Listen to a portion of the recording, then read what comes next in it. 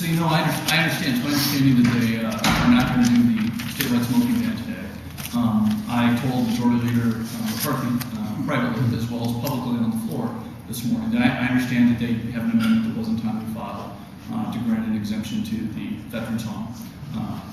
He's got unanimous consent from us. We will give unanimous consent if they'd like to consider that amendment. I understand sometimes that happens. Somebody, or a member or a staff member loses track of time and an amendment doesn't get filed. We're ready to go on the bill. I think Iowans there's been a lot of conversation. This bill is going to be debated today. There are Republicans that plan on supporting the bill. And if they have an amendment to provide an exemption to the veterans home, I'm sure there are Republicans that will be supportive of the amendment. We'd be happy to give unanimous consent to consider that amendment today. And let's get the debate over and done with and move on to, frankly, what might be more important things. We're anxiously awaiting the Democrats' budget targets. It's my understanding that some of the budget targets will be released today, but not all of them. Quite frankly, that's problematic. I think they're trying to play the same game they did last year, where they released a portion of the budget targets. Make it look like Iowa's budget is $3 billion instead of $6 billion. I hope that if they release budget targets today, they will not just address where they plan to spend money, but they'll also tell us where they plan to get the money to spend. As you know, Governor Vilsack, wow, deja vu. Governor Culver, I'm sorry if I got confused for a moment. Governor Culver in his budget called for $350 million of revenue enhancements, changes that he had to make to fill the budget gap because of the excessive spending of last year. If the Democrats roll out budget targets today, I would hope that they would also be just as honest with Iowans, not just about where they spend the money, but where they intend to get the money, and that they tell us where the $350 million is going to be to balance the budget. The last thing I would point out, yesterday the President signed the economic stimulus package that Congress sent. As I told you before, one of the key portions of that legislation is the bonus depreciation to help manufacturers, small businesses, and others make capital investments to re-energize their business, re-energize the economy. We believe that's a key part of that economic stimulus bill. We believe that the legislature should act very quickly, and I would give unanimous consent to consider the IRC update legislation as well, to debate that and pass that and make sure that Iowa couples with the federal stimulus bill. We want to make sure that those small businesses or those manufacturers get full advantage of bonus depreciation. Failure to do so will be harmful to those businesses. They'll have to keep two sets of depreciation schedules, and they may find that they actually have to pay a tax on the tax break that the federal government gave them.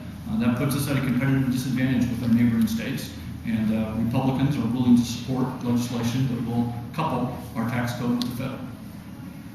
That's what I know for Thursday morning, February 14th, 2009. Is Iowa's depreciation schedule already coupled with the federal? We have to make an IRC update every year. You'll recall that every year we have the feds are always making minor changes, and we have what's called the Internal Revenue Code update bill. Most of the time it's non-controversial. It should be non-controversial as well. I believe it's currently in the Ways and Means Committee. And it's mostly you make a date change to say that we're coupling, we're matching up with federal code. Does Iowa stand to lose money, though, as a result of the stimulus package? Well, it depends on how you look at it. If we couple, that means that Iowa businesses will be able to take advantage of bonus depreciation on their tax forms as well. So yes, they will be able to save some tax dollars. At the same time, those businesses will be able to expand their business, perhaps hire more employees, expand, pay more property taxes, those kinds of things, and put more money back in the economy. I think Iowa is a net winner when we do bonus depreciation. I don't think we're a net loser, but there will be some tax consequences, yes. So what is the number? $33 million. Is $33 million is what? Iowa businesses would save $33 million on their taxes, on their Iowa taxes, if they're able to take advantage of bonus depreciation. And again, everybody believes that the federal stimulus package is a good thing. I would think we would want to encourage Iowa businesses to be able to expand and invest in capital equipment. So I would hope that we would move forward very quickly. I mean, people are going to need to know fairly soon how their expenses are going to be treated for the coming tax year. And the hit on the state treasury, do you have a number? Well, it's $33 million. Okay. If you assume that there's no turnover, if you assume that there isn't any expansion, if you assume that they're not now going to pay property taxes on something, if you assume that they're not going to hire anybody, when the Revenue and Estimating Conference, when the Legislative Service Agency makes those kinds of assumptions, they never include any sort of impact from the expense. They just look at, okay, this is what they'll write off. We believe you have to look at both sides of that. And frankly, the Democrats in Washington, D.C. must believe that this is a good thing. The Democrats in Washington, D.C. put bonus depreciation into the economic stimulus package. I would hope the Democrats in Iowa feel just as strongly as their counterparts in Washington do. Where's your caucus on the smoking right now? I don't have very members that smoke. They might be outside. Look, we have members on both sides of that issue. It's really not a partisan issue. I know I have members who will support the statewide smoking ban. I have some members that will not. I have some members who are offering amendments. For instance, the statewide smoking ban, the bill as it is drafted today, prohibits smoking on farms. One of my members has an amendment to provide an exemption for farms, and farmers should be able to smoke if they want to on their own property. There is an amendment out there to treat age 21 restricted areas with an exemption. So you treat bars and taverns like casinos. I mean, we think it's interesting.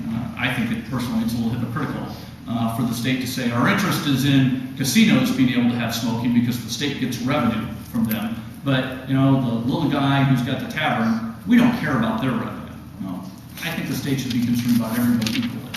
If it's a good idea for one, it's a good idea for all. So why would you stop it there? Why don't you say then it's unfair to bowling alleys because the bar people won't go to the bowling alleys and the restaurants? That's an excellent question. I'm in the art of the possible. We'll see if our amendment gets adopted. I don't know if our amendment would be adopted.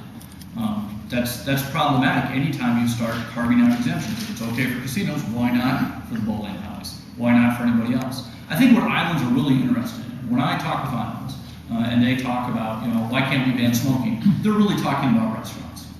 They want to go into, a restaurant, an Applebee's, an Outback, whatever, Red Lobster, McDonald's, and be able to come out, or go into a restaurant that doesn't have smoking in it. I think that can be accomplished without necessarily doing the bill the way it is drafted today. And our amendment would still make sure that smoking could be prohibited in restaurants, but you'd allow smoking in bars and casinos. What do you think of the Model 4 curriculum proposals that are out there?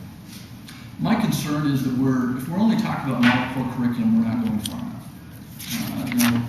We were concerned last year when the Democrats passed legislation and the governor signed it that dumbed down Iowa standards. I thought that Governor Culver this summer had sort of learned his lesson and said that we should set a very high standard. Having Model 4 curriculum is not adequate enough. I mean, we ought to be looking at a set of standards and assessments. Just having the curriculum without saying, here's what the curriculum is, but not saying what we want our students to be able to achieve and measuring to see if they're achieving it, that doesn't do anything.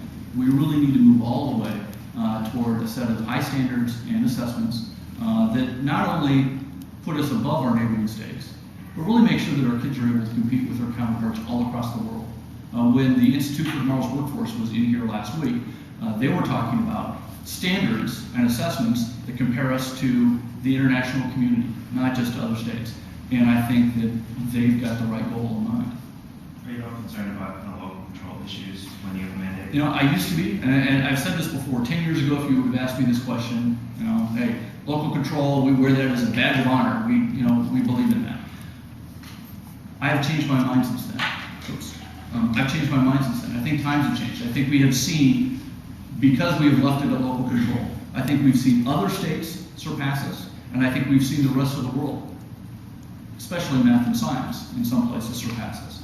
We can't just cling to the past because it's the past. We need to recognize that our kids are competing in an entirely different world than what I was growing up in many years ago.